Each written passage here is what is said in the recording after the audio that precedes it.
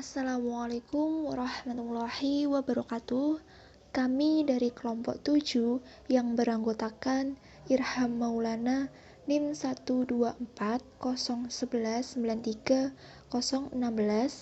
Adia Wiwanda 12401193017, Desi Puspitasari 12401193018, dan Cika Afrita Dewi 12401193019. Di sini kelompok kami membahas mengenai ruang lingkup audit bank syariah. Untuk pembahasannya, yang pertama, pengertian audit bank syariah, kedua, tujuan dan manfaat audit bank syariah, ketiga, dasar hukum audit bank syariah, dan yang keempat, peranan dan jenis-jenis audit bank syariah. Baiklah, saya Irham Maulana dengan NIM 016 akan sedikit menjelaskan pengertian audit bank syariah.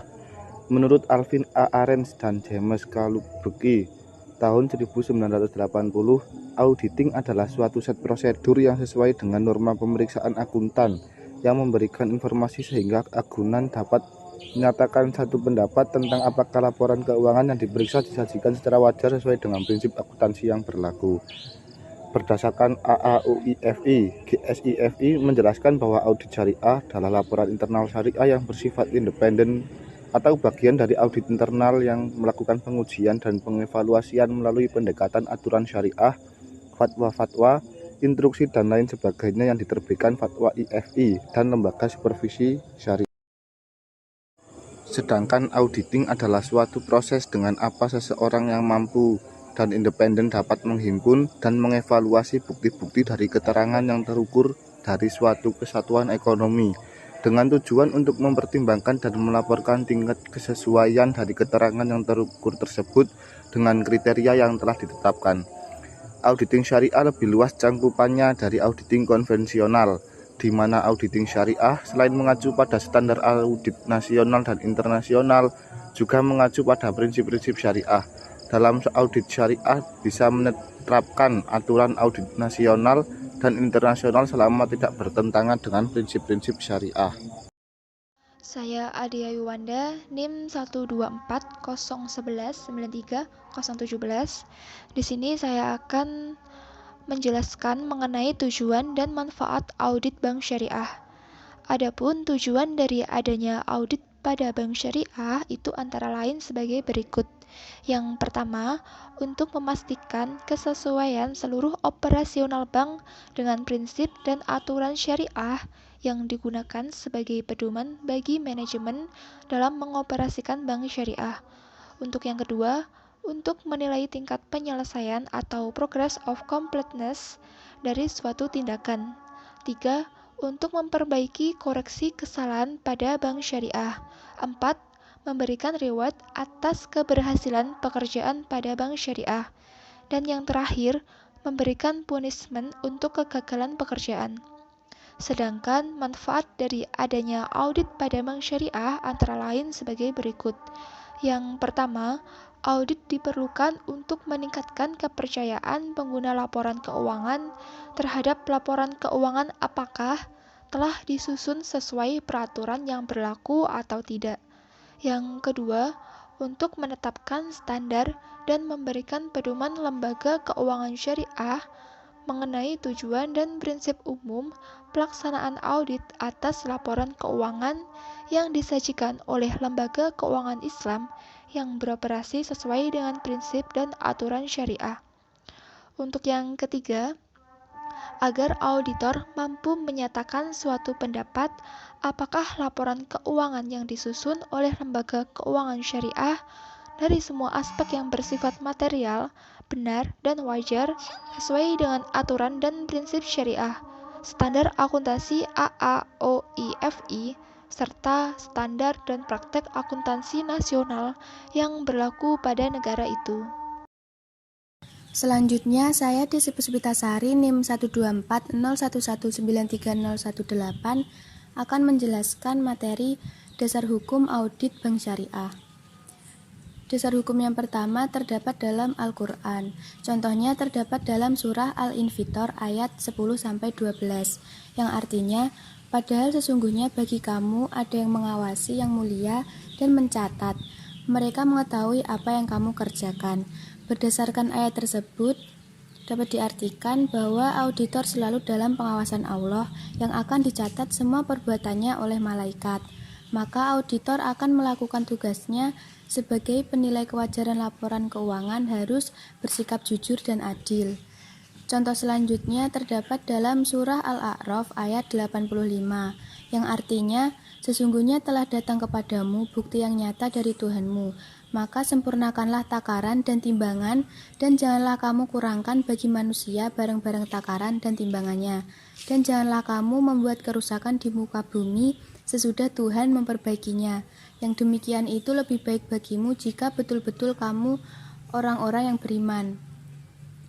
Berdasarkan ayat tersebut dapat diartikan bahwa para auditor sudah selayaknya menuliskan dan menilai kewajaran dari laporan keuangan kliennya sesuai dengan yang terjadi, tidak curang, dan tidak ada yang disembunyikan.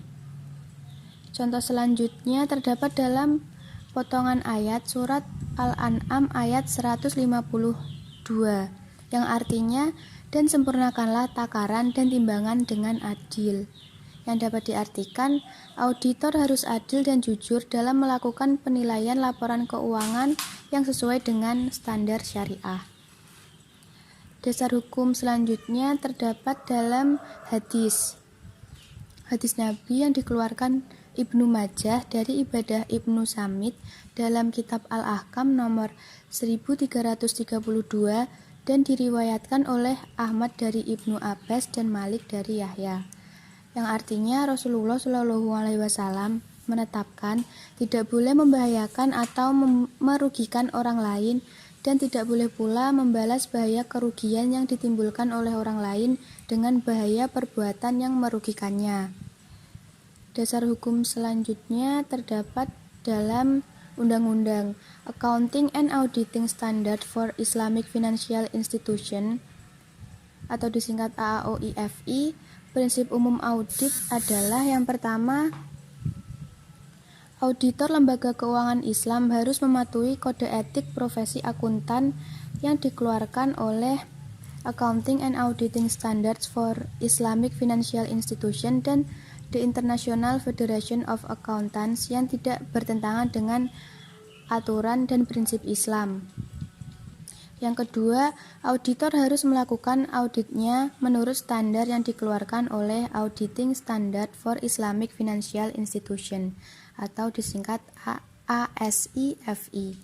Yang ketiga, auditor harus merencanakan dan melaksanakan audit dengan kemampuan profesional, hati-hati, dan menyadari segala keadaan yang mungkin ada yang menyebabkan laporan keuangan salah saji. Baiklah, di sini saya akan menjelaskan tentang peran dan jenis-jenis audit bank syariah. Peran dan jenis-jenis audit bank syariah sebagai auditor dalam melaksanakan kegiatan audit, terlebih kita harus memahami beberapa jenis yang disesuaikan dengan peran masing-masing kegiatan. Di antaranya yaitu yang pertama, kantor akuntan Republik terdaftar, yaitu audit yang mempunyai tanggung jawab atas kinerja audit laporan keuangan bagi semua perusahaan Republik. Untuk yang kedua yaitu auditor pemerintah. Auditor pemerintah yaitu auditor yang mempunyai tanggung jawab mengevaluasi efisiensi, efektivitas, dan keekonomian dari program atau proyek pemerintah. Untuk yang ketiga yaitu auditor pajak. Auditor pajak yaitu auditor yang bertanggung jawab melaksanakan pemeriksaan atas terciptanya pemerintahan negara dari sektor perpajakan. Untuk yang keempat yaitu internal auditor. Internal auditor yaitu auditor yang bekerja suatu perusahaan untuk melaksanakan audit bagi kepentingan manajemen perusahaan. Untuk yang kelima yaitu auditor syariah. Auditor syariah yaitu audit yang bekerja pada suatu lembaga keuangan Islam dan harus memiliki sertifikat audit syariah. Nah, untuk yang selanjutnya yaitu audit dalam bank syariah dapat dikembangkan ke dalam 3 jenis kegiatan audit perbankan syariah. Yang pertama yaitu audit keuangan syariah. Dalam akuntansi perbankan syariah bahwa aktiva sama dengan kewajiban ditambah investasi tidak terkait plus ekuitas. Adapun akuntansi pada bank konvensional bahwa aktiva sama dengan utang plus modal penambahan investasi terkait pada akuntansi bank syariah terdiri dari tabungan mudharabah atau deposito mudharabah.